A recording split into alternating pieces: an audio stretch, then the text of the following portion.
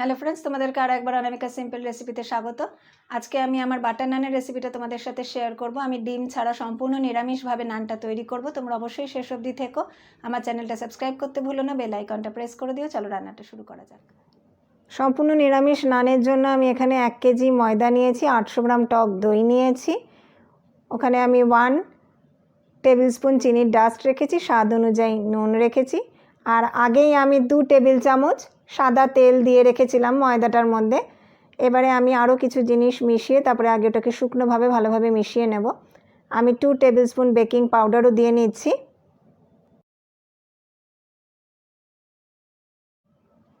চিনির ডাস্টটা দিয়ে নিলাম, স্বাদ অনুযায়ী নুন দিয়ে এবার এটাকে আমি খুব ভালোভাবে মেখে নেব। আর 2 টেবিল চামচ তেল আমার আগেই দেওয়া ছিল, তোমাদেরকে বলেছি। এটাকে খুব ভালো করে মিক্স করে নিতে হবে।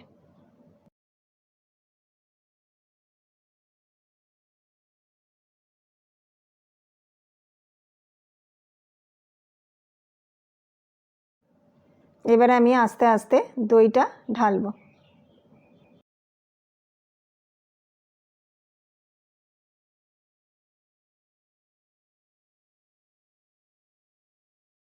পুরো দইটাই আমি ঢেলে নিচ্ছি। এবার এটাকে সময় নিয়ে খুব ভালোভাবে ময়দাটাকে মাখবো। আমি মাটিতে বসে ভালোভাবে ময়দাটা ঠেসে নিলাম। ময়দা মাখাটা আমার কমপ্লিট। এটাকে আমি গরমকাল বলে 1 ঘন্টা বাইরে রেখে তারপরে আমি এটাকে ফ্রিজে তুলে 6-7 ঘন্টা ফ্রিজে রেখে দেবো, তারপরে এটাকে বার করে আমি করব। আর যদি শীতকাল হতো তাহলে আমি 6-7 ঘন্টা এটা বাইরেই রেখে দিতাম। ময়দা মাখাটা 1 ঘন্টা আমি বাইরেই রেখে দিয়েছিলাম। এবার এটাকে আমি 6-7 ঘন্টার জন্য ফ্রিজে উঠিয়ে দেবো। 7 ঘন্টা ফ্রিজে ছিল, আমি এই আধ ঘন্টা হলে এটাকে বার করে নিয়েছি। এবার এটার থেকে আমি লেচি কেটে নান তৈরি করব। আমি লেচি কেটে তোমাদের দেখিয়ে নিয়েছি, তোমরা দেখে নাও আমি কিরম সাইজের লেচিগুলো করেছি।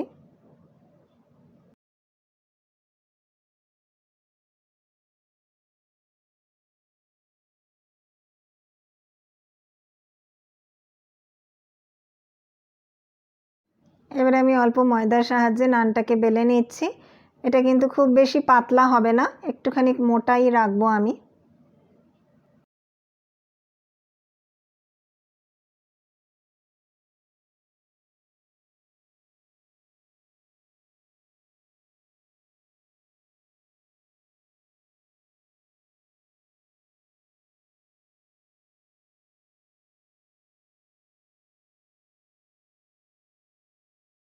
নানটা আমি তাওয়ায় রেখে দিয়েছি।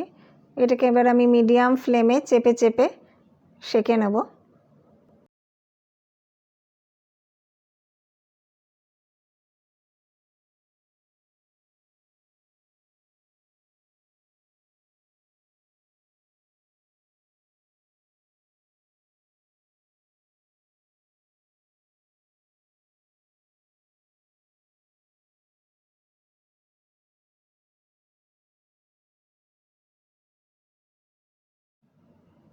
নানটা সুন্দরভাবে ফুলে উঠেছে। এইভাবেই এটাকে আমি 2 পিঠে ভালোভাবে সেঁকে নেব।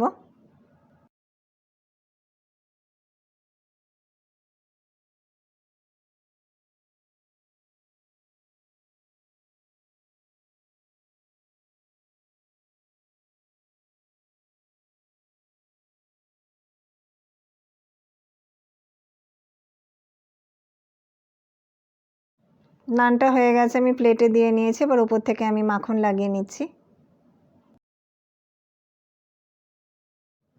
একটা নান আমি তোমাদের ছিঁড়ে দেখিয়ে দিচ্ছি, খুবই সফট হয়েছে এবং ভেতরটা খুবই ফ্লাফি রয়েছে, দেখতেই পাচ্ছ। এরকম নরম তুলতুলে নান নিরামিষ আমিষ সব রকম আইটেমের সাথেই খুব ভালো লাগে। তোমাদের এই বাটার নানের রেসিপিটা কেমন লাগলো সেটা আমাকে কমেন্ট করে জানিও। যদি ভালো লাগে লাইক করে এবং বন্ধুদের সাথে শেয়ার করতে ভুলো না। সবাই খুব ভালো থেকো, সুস্থ থেকো। নমস্কার।